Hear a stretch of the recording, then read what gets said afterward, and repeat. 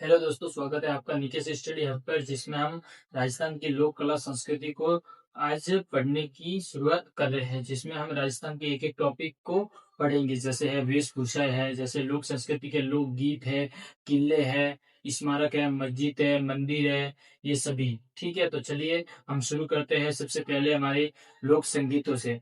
तो सबसे पहला टॉपिक है आज हमारा राजस्थान के प्रमुख लोक संगीत। क्या? लोक संगीत। जिसमें देखते हैं कि राजस्थान के लोक संगीत को लेकर किन किन महान व्यक्तियों ने क्या क्या परिभाषाएं दी। जिसमें हम सबसे पहले देखते हैं कि राजस्थान के लोक गीतों का संकलन किसके द्वारा किया गया।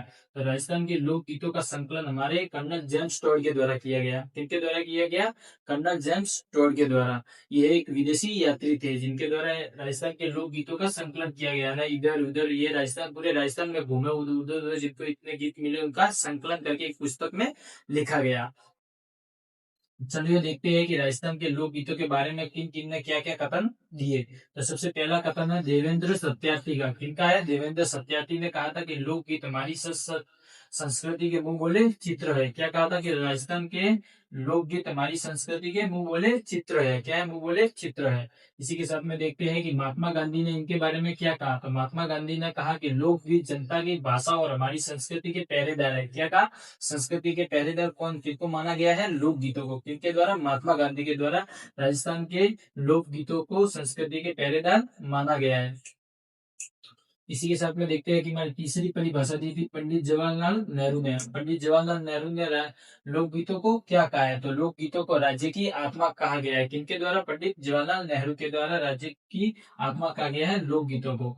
इसके साथ में देखते हैं कि स्वतः है हमारे रविंद्रनाथ टैगोर ने। रविंद्रनाथ टैगोर ने हमारी लोकगीतों को क्या कहा है? कि लोकगीत हमारी संस्कृति के सुखद संदेश को आगे ले जाने की कला है। क्या क्या है? एक कला है जो हमारी संस्कृति के सुखद संदेश को आगे ले जाती है ना। हमारे पर्यावरण है, सुखद संदेश, जैसे कि वेस्ट, ये क्या बोलते हैं, भाषा है, संस्कृति है, खान पान, रहन सहन, इनको सबसे आगे ले जाने में हमारी के संस्कृति के इस्तेमाल से हमारे लोक गीतों के माध्यम से आगे बढ़ते हैं। चलिए आगे भी हम देखते हैं कि कौन कौन से प्रमुख राजस्थान के लोकगीत है।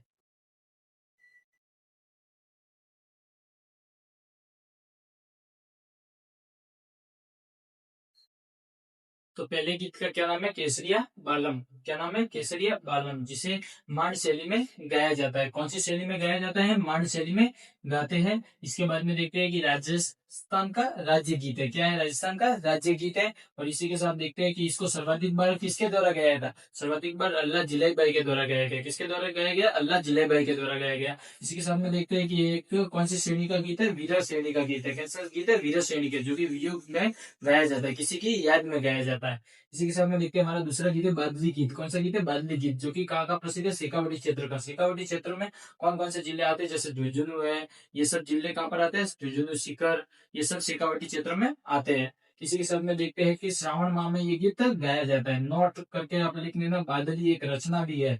बादली एक रचना भी है, जो कि किसके द्वारा लिखी गई है? चंद्र सिंह डिकराली के द्वारा। किसके द्वारा? चंद्र सिंह डिकराली के द्वारा लिखी गई है। देखते हैं हमारा तीसरा गीत है कोयलड़ी गीत। कौन सा गीत है? कोयलड़ी गीत, जिसकी लड़की की विदाई पर गाया जाता है। किसके द्वारा गाया जाता है? लड़की की विदाई के द्वारा गाया जाता है। चलिए आगे ऐसे ही वीडियो देखने के लिए हमारे साथ बने रहिएगा। चलिए देखते हैं, कल हमारे इसी टॉपिक को आगे बढ़ेंगे। Thank you.